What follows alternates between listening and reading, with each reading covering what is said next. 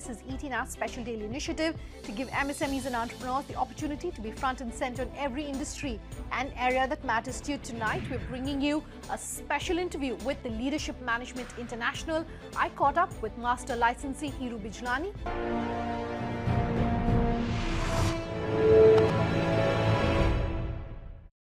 Dr. Bijlani, thank you very much for being with us here tonight to talk about leadership, how leadership is evolving in India, and what the viewers of our show should know about leadership and why it is so important for every company, no matter what the size of the business is.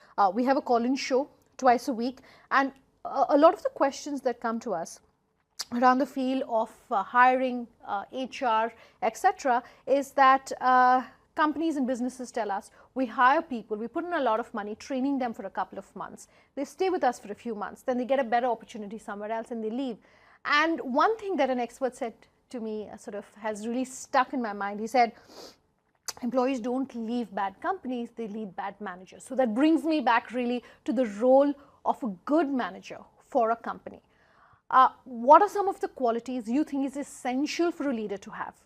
If the leader doesn't have those skills, what would you advise? Do they go through a training course, or do they hire people who have those skill sets then maybe? Okay. The first thing, and I've been asked this question often, in the modern time, especially with the world that's rapidly changing and moving at a breakneck speed with regulations, circumstances, etc. The first thing is that leadership is both an art and a science, which means you have to use both sides of your brain, the creative side and the logical side. Traditionally, managers and leaders have used only the logical side and been drivers. Because the world is changing, because behavioral science research shows increasingly that people have to be dealt with differently. And that's why they quit organizations, because they leave, as you rightly said, managers and leaders. They do not lead companies.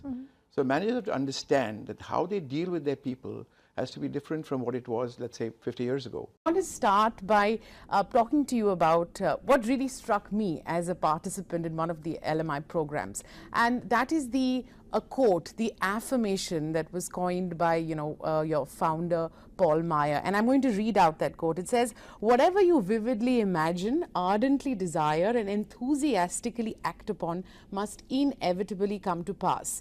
Are you saying here that desire is the ultimate quality of a successful person? It's certainly one of the most important. But the quote is amazing because it's actually a sequence of steps. You first vividly imagine something. And when you create that vivid imagination, that starts to build the desire. So then you sincerely desire something. As you desire, then you start to believe in what you can achieve. And when you believe, then that creates the action steps where you move on your goal, and that helps you attain the result that you want. EPP is the best thing so far that could happen in my life, other than my wife.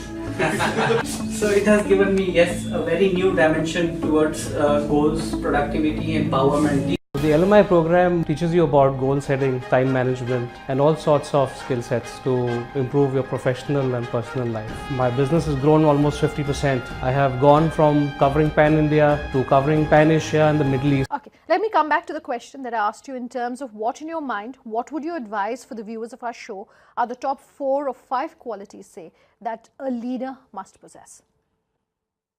Well, the first thing, as I said, is a leader must not only be logical, must also be emotional, and must use the heart and the head both in his leadership style in the organization.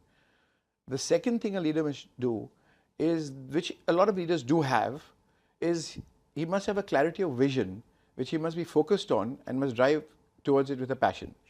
Now, many people do that, but they falter because they don't build their teams to buy into that vision and passion. And so they fall apart, or they have problems, they have challenges, and then they themselves quit sometimes. Because really it's because of the failure of teams. The third thing is that the leaders must nurture and develop teams. Develop their people, build relationships, and train people. And that is absolutely important. And what is also important is that the culture of an organization should be a learning culture. Leaders are readers. Leaders should learn. They must connect not just with people within the organizations or their own industry, but a diverse sector, so that they get a broad-based understanding of the environment and circumstances. They should meet with artists, scientists, teachers, doctors, so they're not just stuck in their own environment of an industry. First of all, thanks Madhuri and LMI for helping my colleagues for going through this entire process in order to complete the assignments that were given by managing life, the activities within the office as well as at back home. So they managed the time management pretty effectively, and that's something which is one of the great important things which LMI has inculcated in them. We're now in 85 countries around the world. Our materials are in 26 languages, so we've had incredible growth over that time period. What's leadership for you? If you were to describe leadership in 2 or 3 words for our viewers, what would it be? Well, the best word I've heard for leadership is influence, because leadership is all about people, and so how you influence other people is the key factor in leadership. Results have been fantastic.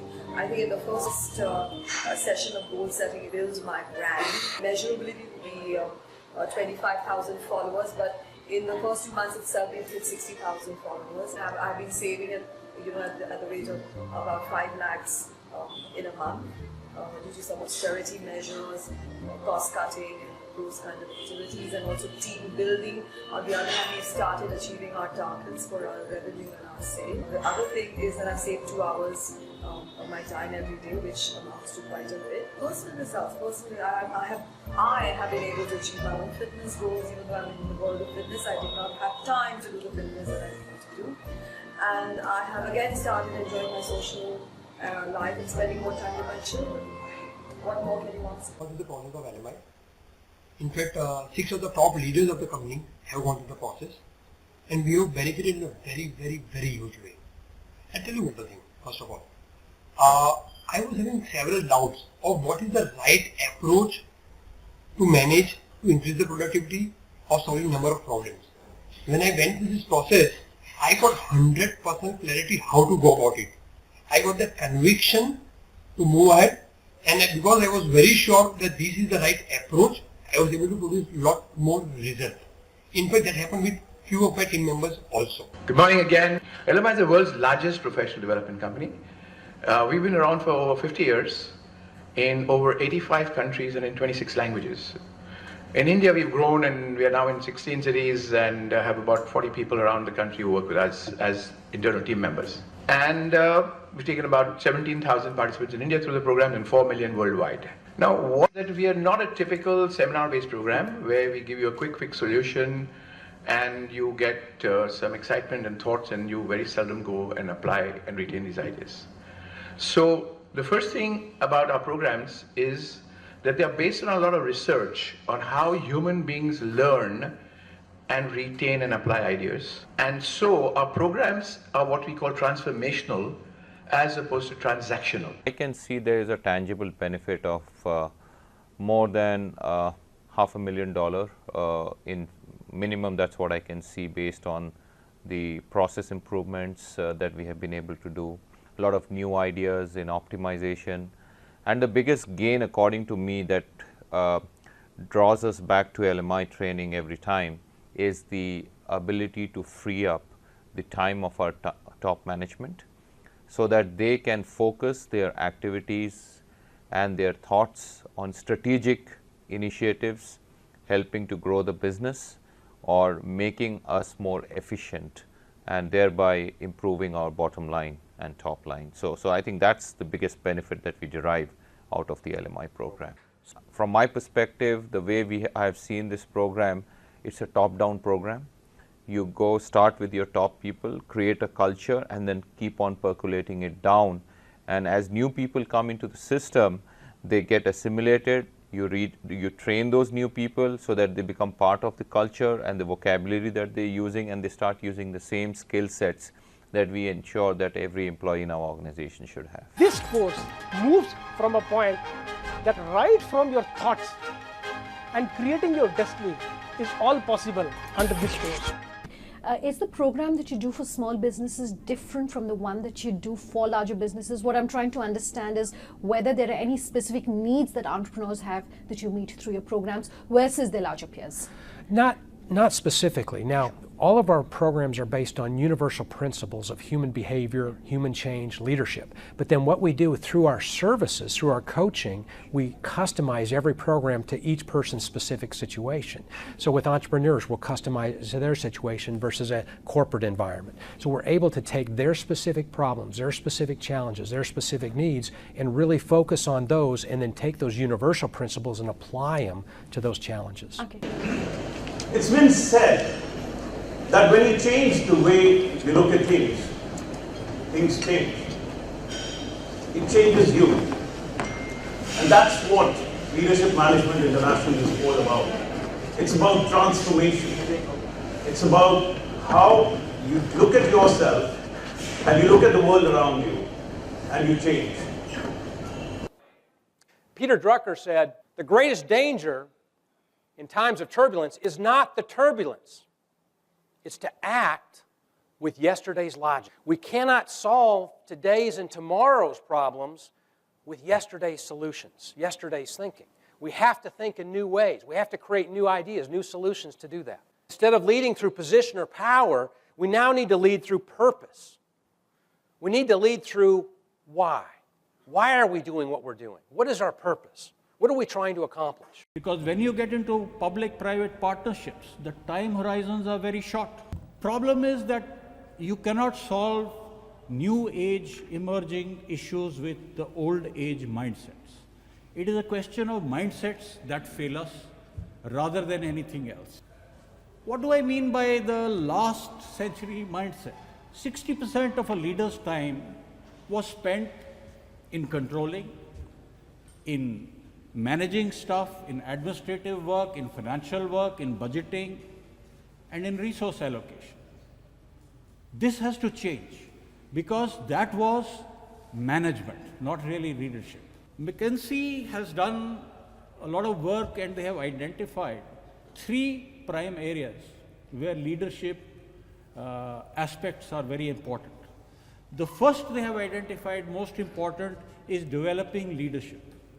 The second area which they have identified is developing your people to be productive. The third thing is engagement, which I discussed, this position, power, and the purpose. So let me then talk about how LMI works with small businesses, SMEs and MSMEs to help their leaders develop leadership skills, given of course that the businesses are so small, so the number of people who are available for leadership training perhaps, the cost which they can set aside for leadership training perhaps is limited. Yeah, I mean there's certainly many challenges there, but the way that we work is we don't go in and run a mass seminar with people. We work with people individually, one-on-one or in small groups. And so we can start as small as a company wants to start. And what we do is we develop leader in a sequence of stages, which is how all leaders develop. They go through a process. And so we start with helping them manage themselves, manage their time, manage their priorities. Then we move on to helping them lead themselves, create a good value system, create a strong character, which bases the foundation for trust with other people. We then move into the higher levels of leadership, which are motivational leadership. How do you motivate others? How do you get them to do more? How do you get them more productive? How do you create teamwork? And then finally, strategic leadership. How do you lead the organization? How do you create strategies that are going to win in today's economy? Also, I just reinforce is that you see, when you do the program yourself, you know how to handle your child, right? Most of children's habits come from the parents, not in the schools, right? If I am going on the road and the policeman stops me and I give him $50 and get away, and my son is sitting with me, what does he learn? Exactly the same, right? So it again, as Randy said very correctly, it starts with us.